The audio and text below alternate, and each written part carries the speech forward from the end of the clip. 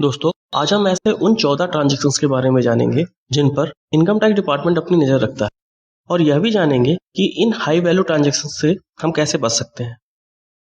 हम पूरे वर्ष ऐसे बहुत से ट्रांजैक्शंस करते हैं जिन पर इनकम टैक्स डिपार्टमेंट अपनी नज़र रखता है। चूंकि हम इन ट्रांजैक्शंस के बारे में नहीं जानते और हम उसकी लिमिट से ज़्यादा का ट्रांजैक्शन कर बैठते हैं, जिसकी वजह से हमें इनकम टैक्स की नोटिस का सामना करना पड़ता है। इनकम टैक्स की नोटिस को अवॉइड करने के लिए हमें उन ट्रांजैक्शंस को जानना जरूरी है जिसे हम एक एक करके समझते हैं। पहला,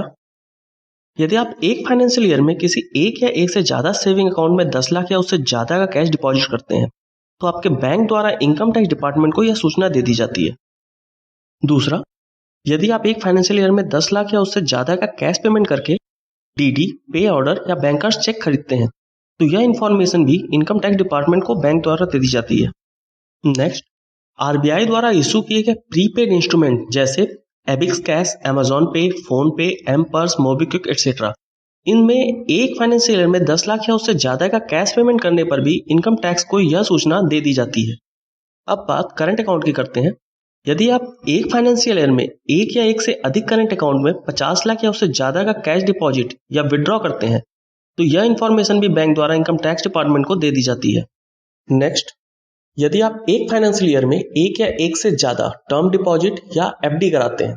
और उन एफडी की कुल राशि 10 लाख या उससे ज्यादा है तो इस केस में भी बैंक द्वारा यह सूचना इनकम टैक्स डिपार्टमेंट को दे दी जाती है। लेकिन यदि आप किसी टर्म डिपॉजिट का रिन्यूअल कराते हैं तो इस केस में ऐसी कोई जानकारी इनकम टैक्स डिपार्टमेंट को नहीं दी जाती है। यदि आप 30 लाख या उससे अधिक का कोई जमीन या मकान चाहे परचेज या सेल करते हैं तो इसकी जानकारी भी रजिस्ट्रार द्वारा इनकम टैक्स डिपार्टमेंट को दे दी जाती है। नेक्स्ट, यदि आप क्रेडिट कार्ड रखने के शौकीन हैं तो भी आपको सतर्क रहने की जरूरत है। एक फाइनेंशियल ईयर में 1 लाख या उससे अधिक का कैश में या 10 लाख या उससे अधिक का किसी अन्य मोड से यानी चेक, ऑनलाइन पेमेंट एक्सेट्रा के द्वारा यदि आप इसका भुगतान करते हैं तो भी यह जानकारी इनकम टैक्स डिपार्टमेंट को दे दी जाती है। नेक्स्ट, एक फाइनेंशियल ईयर में 10 लाख या उससे ज्यादा का फॉरेन करेंसी बेचने पर या किसी डेबिट कार्ड, क्रेडिट कार्ड या ट्रैवलर्स चेक से किसी एक्सपेंस का भुगतान करने पर भी इनकम टैक्स डिपार्टमेंट को इसकी जानकारी मिल जाती है। नेक्स्ट, 10 लाख या उससे अधिक का किसी कंपनी का शेयर यदि आप एक फाइनेंशियल ईयर में खरीदते हैं या एक फाइनेंशियल ईयर में 10 लाख या उससे अधिक का किसी कंपनी का बॉन्ड या डिबेंचर खरीदते हैं तो इसकी जानकारी भी इनकम टैक्स डिपार्टमेंट के पास पहुंच जाती है। नेक्स्ट, एक फाइनेंशियल ईयर में 10 लाख या अधिक का म्यूचुअल फंड यूनिट्स खरीदने पर भी इनकम टैक्स को यह इंफॉर्मेशन मिल जाती है। नेक्स्ट, यदि आप कैश में 2 लाख या उससे ज्यादा का कोई गुड्स या सर्विस खरीदते हैं तो जिस व्यक्ति से आपने यह गुड्स या सर्विस खरीदा है उस व्यक्ति को इनकम टैक्स डिपार्टमेंट को यह सूचना देनी होती है।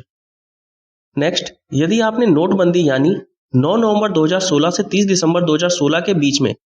अपने सेविंग अकाउंट में 2,50,000 से अधिक का कैश डिपॉजिट किया था या करंट अकाउंट में 12,50,000 से अधिक का कैश डिपॉजिट किया था तो उसकी जानकारी इनकम टैक्स डिपार्टमेंट को ऑलरेडी पहुंच चुकी है और जिसके लिए इनकम टैक्स डिपार्टमेंट ने नोटिस भेजना भी शुरू कर दिया है। चूंकि इन हाई वैल्यू ट्रांजैक्शन से होने वाले परिणाम बहुत भयावह होते हैं तो अब इन हाई वैल्यू ट्रांजैक्शन और इनकम टैक्स की नोटिस से बचने के लिए आपको क्या करना चाहिए? तो पहला, आपको अपने टैक्स स्लैब के अनुसार ईमानदारी से टैक्स देना चाहिए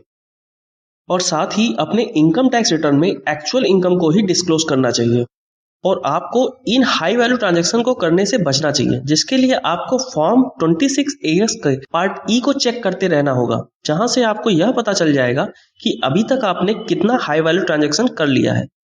और यदि यह हाई वैल्यू ट्रांजैक्शन करना बहुत जरूरी हो तो आप कर तो सकते हैं, लेकिन इस केस में आपको उस ट्रांजैक्शन में रियल सोर्स ऑफ इनकम को बताने के लिए तैयार रहना होगा और इन हाई वैल्यू ट्रांजैक्शन के समय आपको अपना पैन भी मेंशन करना चाहिए। इन तरीकों से आप खुद को इनकम टैक्स की नोटिस और स्क्रूटनी से बचा सकते हैं।